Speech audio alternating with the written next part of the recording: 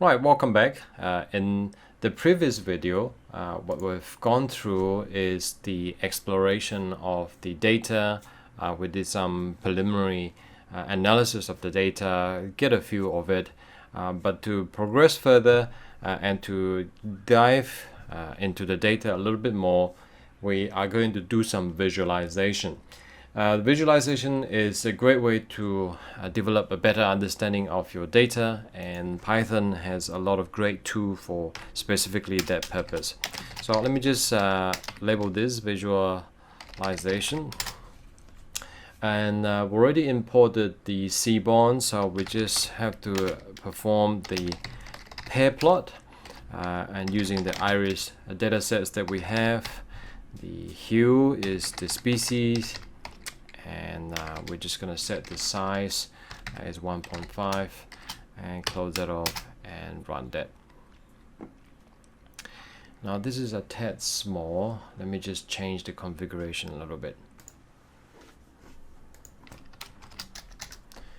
So what I did is that I've changed the size to 3 and I get a much larger picture. So previously what we had was 1.5, and 1.5 is actually a little bit squashed, so we can also switch to 2 to get a slightly better visual of it. I think 3 is just about right. So what does this picture and actually tell us? And if you look carefully, what you can see here is that you have the sepal length and then you have the sepal length. You have the sepal length versus the petal length. So if you look at the different species of flowers, you have Setosa, versicolor, and also virginica. The Setosa has pretty short sepal length and also petal length. The green one is versicolor, has slightly longer sepal length and also petal width. And the virginica has even longer sepal length and also petal width. So this, you can see that there are actually some really clear distinction here. Along this part is actually the petal width with the petal width, so it's not so informative.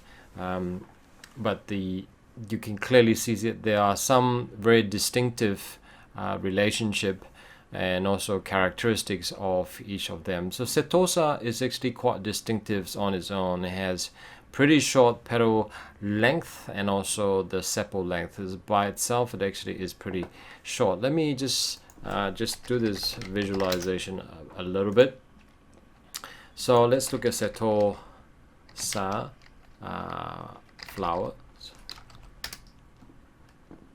So let's just look at the images.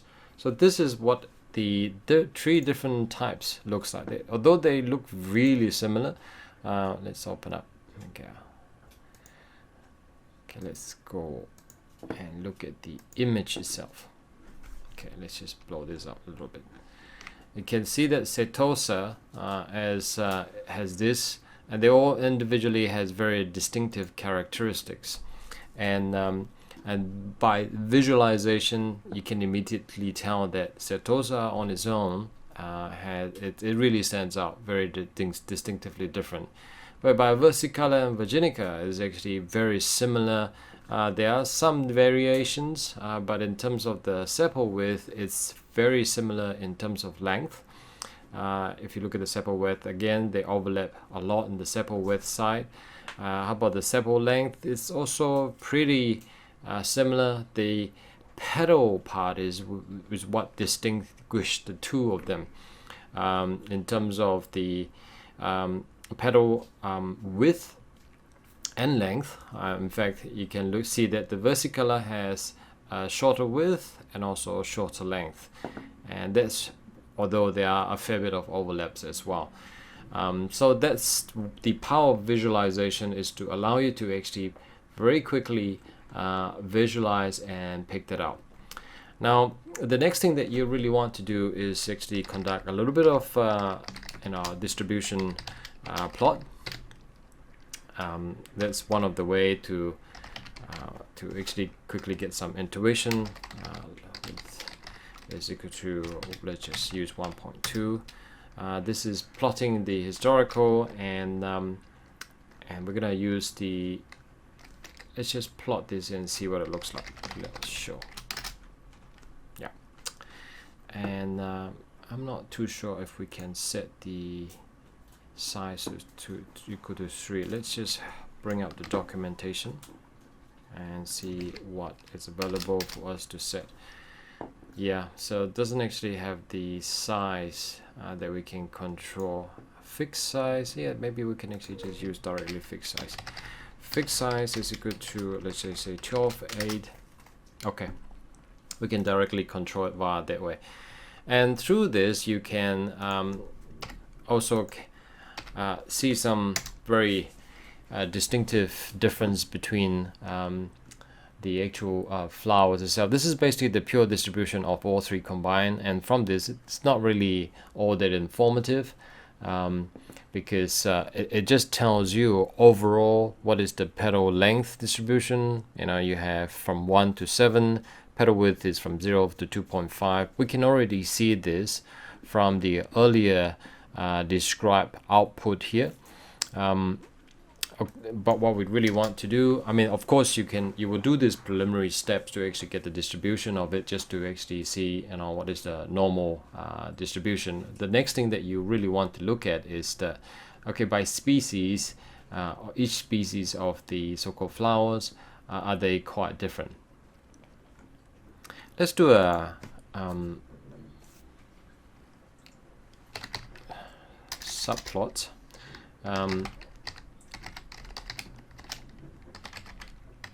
And have a look at what it looks like. We just used one of the violin plot of Seaborn, and we're just going to use the species, and we're just going to label Y as the so-called petal length, and we have the data is equal to iris. Let's repeat this. Okay, so we're looking at the second one, the third one, and the fourth one. Okay, so alright, I need to actually take these, proper label over. So I need the sepal length. Actually, it's not petal, it needs to have an underscore, and it's all small caps. So let me just bring that over. Let me bring that over as well, and finally let me bring that over, and that should gives me the full plot. 2 1 2 3 4 5. Let's run that and see. Okay, shift enter to run. Okay, cannot interpret the input sepal length. Okay, so I think there's just that space there, so let's just plot that out. Okay, so it's a bit small, so let's just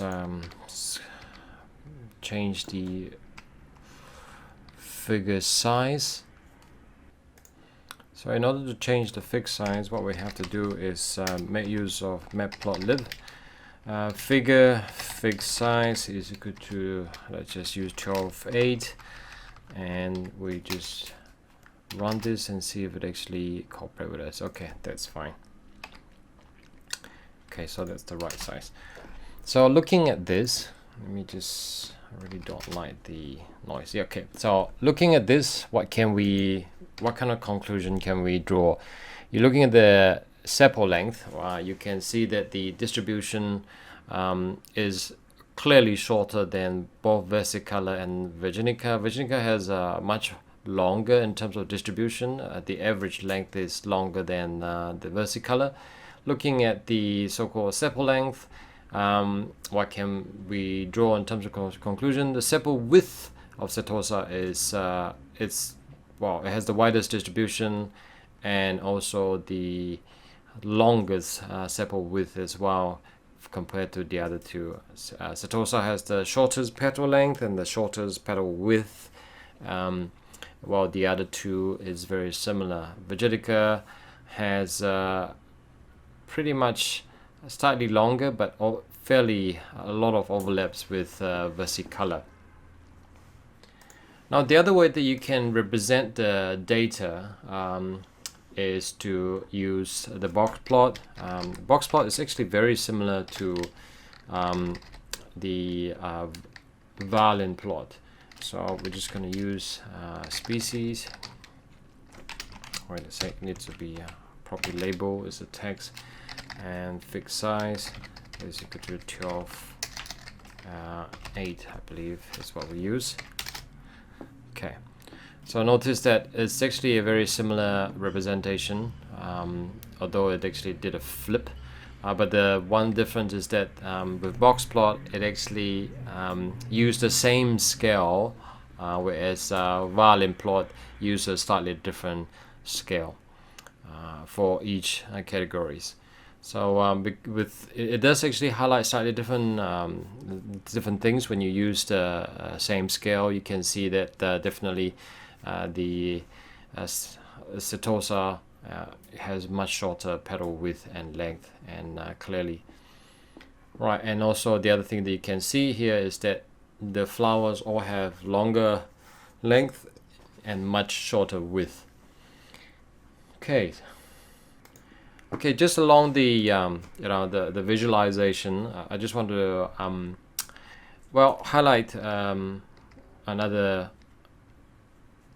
possible plot that you can use under the so-called Seaborn. It does have a scatter. Does it? No, I think I might have to use pandas. Scatter plot. Yep, scatter matrix. Iris and fig size is equal to 12 8, and we just plot it and see. Okay, so has no show. I'm sorry, grumpy. Okay, so looking at this, okay, it's deprecated, so you need to use plotting. Okay, right, plotting scatter matrix. Okay, that's better. It looks happier now.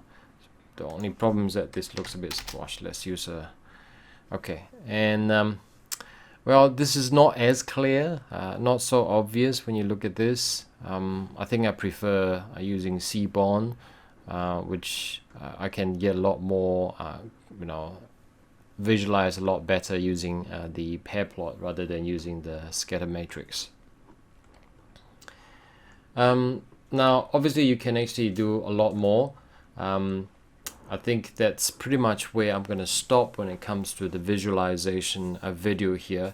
Now, what I would really like you to do, having demonstrate to you the different types of visualization that you can do, I'd like you to actually try your hand with this. Please go through the step-by-step, vary some of the parameters, like what happens if I change the line width, what happens if I change the figure size, can I change the edge color to some other color so that it's might be aesthetically looks better, or even study the so-called plot itself and see what you can do. And if you want to, you can actually download another data set and play with it. So at the very least, just take the next 10 minutes. I'm going to pause the video, of course. You please do pause the video, and for the next 10 minutes, run through at least what I've done, type in the codes and see what actually, and study the data, see what you can actually learn from it. So I'm going to pause right now to give you a chance to actually pause the video, and when you come back, I'll speak a little bit more. All right, welcome back. So did you manage that? Now I hope that went well. Okay, again, these codes are available for you to download and allow you to actually compare it. So in this video, what we've learned is how to visualize our data and interpret it. And the reason that I really want you to actually master this part is that visualization, presenting your data, is the very important, the beginning part of your analysis to help you develop intuition, and also at the end of it when you actually present it to the stakeholder. So that's pretty much the end of this video and also this section. In the next section, we are going to start moving into the topic of regression. We're going to start to do our modeling using regression. So I look forward to seeing you in the next video. Thank you.